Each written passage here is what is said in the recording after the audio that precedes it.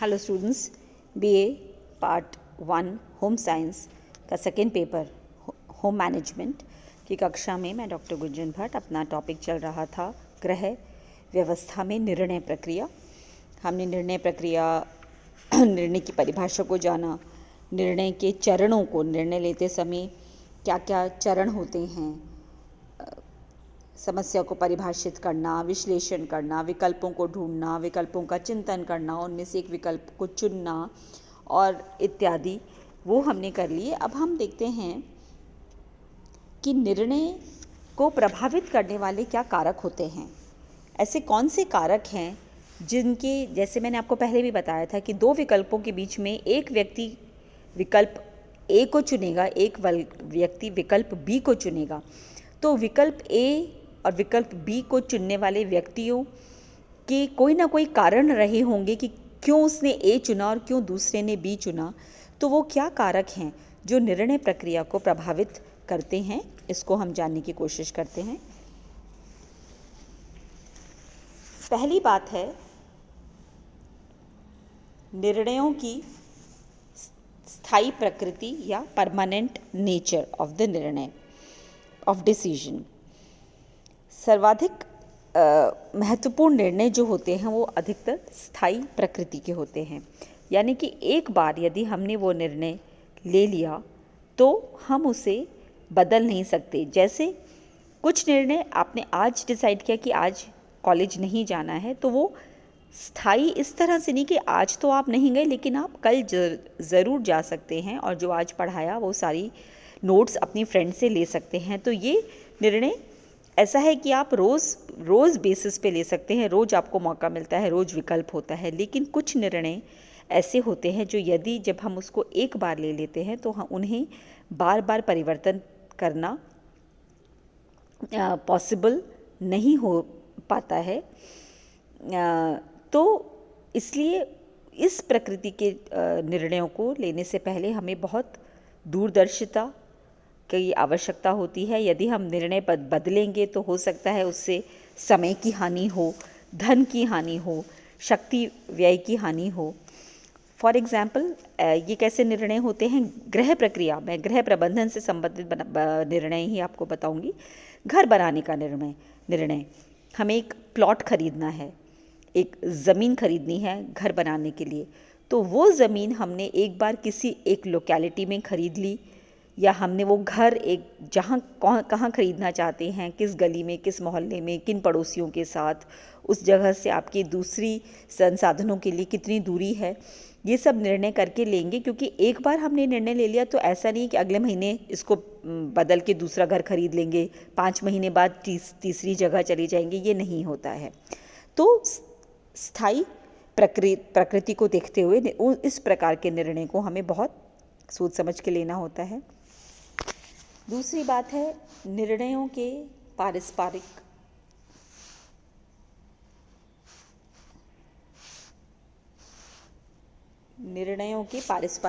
संबंध। निर्णय का आपस में गहरा और घनिष्ठ संबंध होता है। एक निर्णय जो है वो दूसरे निर्णय को प्रभावित करता है, वह तीसरे और चौथे निर्णय को प्रभावित करता है। तो इसलिए यदि निर्णय बड़ा एवं महत्वपूर्ण है तो इसका प्रभाव आगे के सब निर्णयों पे पड़ेगा। इसका एक उदाहरण हम ले सकते हैं। जैसे 11वीं कक्षा में हमें विषयों का चयन करना होता है। तो हमने 11वीं और 12वीं में जो विषय पढ़ लिए, बेहतर होता है कि हम उन्हीं विषयों में अपने आगे की पढ़ाई पढ़ें। यदि हमने 12वीं में विज्ञान ले लिया है तो फिर हम विज्ञान विषय को ही पढ़ें, विज्ञान से संबंधित परीक्षाओं को दें, उन पे ध्यान दें, और ग्रेजुएशन लेवल पे भी बीएससी करें तो बेहतर रहेगा। और यदि हमने अपना हमें लगता है कि नहीं अब हमें कॉमर्स पढ़नी है, तो आप समझ सकते हैं कि जो बच्चा 11वीं और 12वीं में भी कॉमर्स पढ़ के आया और आप फर्स्ट ईयर में कॉमर्स पढ़ रहे हैं तो आप कहीं ना कहीं उनसे पीछे हो जाते हैं। तो एक निर्णय, आपने विषय विज्ञान ले लिया, ये निर्णय ले लिया, तो अब आपके आगे के निर्णय कि विज्ञान लिया है तो विज्ञान से संबंधित परीक्षाएं ही हम देंगे, मेडिकल देंगे, बायोटेक्नोलॉजी देंगे, बहुत सारी उससे संबंधित वो हैं कि वही हम करेंगे। तो इस तरह से एक निर्णय दूसरे निर्णय को प्रभावित करता है। फिर बात हुई समय का प्रभाव, टाइम पर्सपेक्टिव, समय परिप्रेक्ष्य। निर्णय जो होते हैं, निर्णय प्रक्रिया को प्रभावित करने वाले कारकों में काफ़ी इम्पॉर्टेंट और काफ़ी महत्वपूर्ण होता है समय। किसी भी कीमत पर इसको हम नकार नहीं सकते। निर्णय करते समय गृहिणी जो है उसको भूत, भविष्य, वर्तमान, ये, क्योंकि हमें ये देखना पड़ेगा कि आज तो ये हमें निर्णय उत्तम लग रहा है, लेकिन ऐसा ना हो कि अगले 1 साल बाद हमें उस निर्णय पे पछताना पड़े। आज तो निर्णय लेने से पहले हमें भविष्य काल तक सोच के दूरदर्शी होकर के उस निर्णय को लेना चाहिए। अपने कहीं हमने किसी एक जगह पर दुकान खरीद ली, किसी एक जगह पर खेत खरीद लिया, या खेती में हम कुछ किसी प्रकार के नई चीज़ें इस्तेमाल कर रहे हैं और हमें लगता है कि ये बाद में हमें कल लगे कि हमने गलती कर दी। तो ये समय परिप्रेक्ष्य है, टाइम पर्सपेक्टिव को देखते हुए हमें निर्णय लेना चाहिए। ज्ञान और कौशल, ये बहुत इम्पॉर्टेंट है।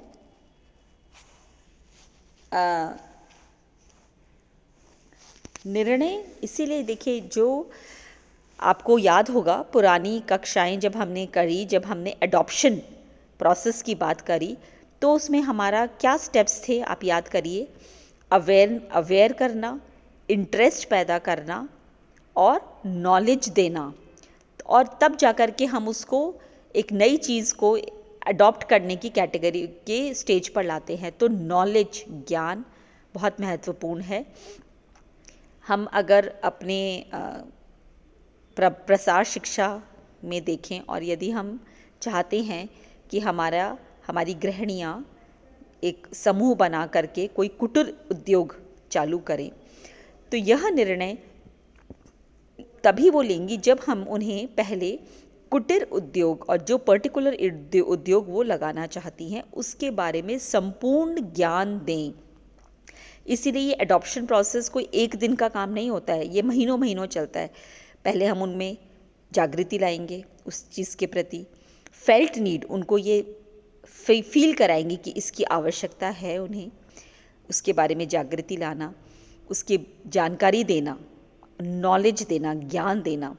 क्योंकि जब तक हमें उस चीज़ का संपूर्ण ज्ञान नहीं होता तो ऐसा अक्सर होता है कि हम एक निर्णय लेके फिर पछताते हैं कि अरे मैंने उससे नहीं पूछा, अरे मुझे ये नहीं पता था।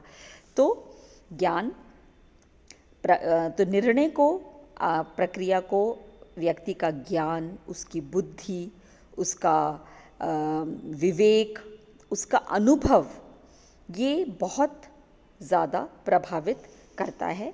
यदि इनमें से किसी भी चीज़ की कमी है तो उस व्यक्ति को निर्णय लेने में तकलीफ़ होती है, वो नहीं सही निर्णय ले पाता। ज्ञान, अनुभव, कौशल ये बहुत ही आवश्यक होता है।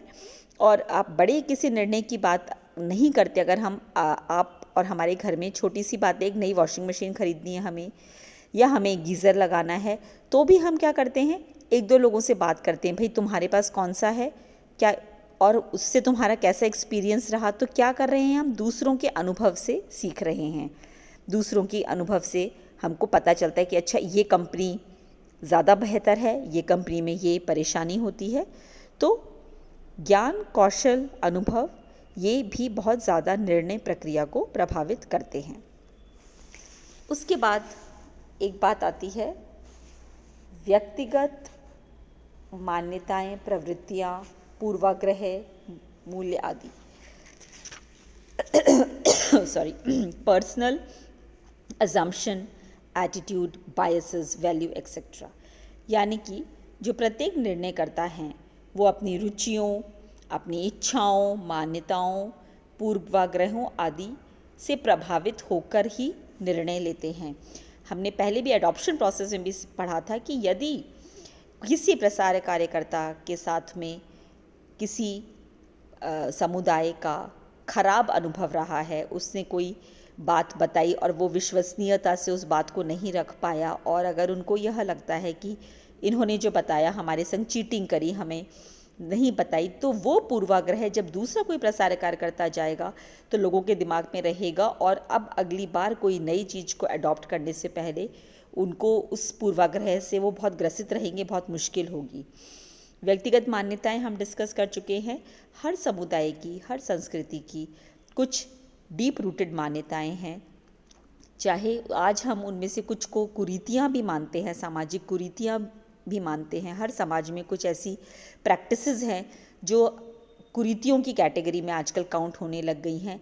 उस कुरीति से उनको बाहर निकालना, चाहे वो बालिका विवाह है, या हम चाहते हैं कि विडोरी मैरिज की बात करें, दहेज प्रथा की बात करें, परिवार कल्याण की बात करें, तो इस प्रकार की बातें जब हम किसी समाज में कर रहे हैं तो हमें तो वो उस बात को कैसे लेंगे, उससे संबंधित निर्णय वो लेंगे या नहीं लेंगे, ये उनकी पूर्वाग्रह, उनके मूल्य क्या हैं, उनकी व्यक्तिगत मान्यताएं कहाँ हैं, क्या हैं, इस पर डिपेंड करता है। तो ये निर्णय को प्रभावित करने के बहुत महत्वपूर्ण कारक होते हैं। आगे जो हैं पारिवारिक संसाधन, पारिवारिक विशेषताएं, ये हम आगे और कक्षा में अपना कंटिन्यू करेंगे। Thank you.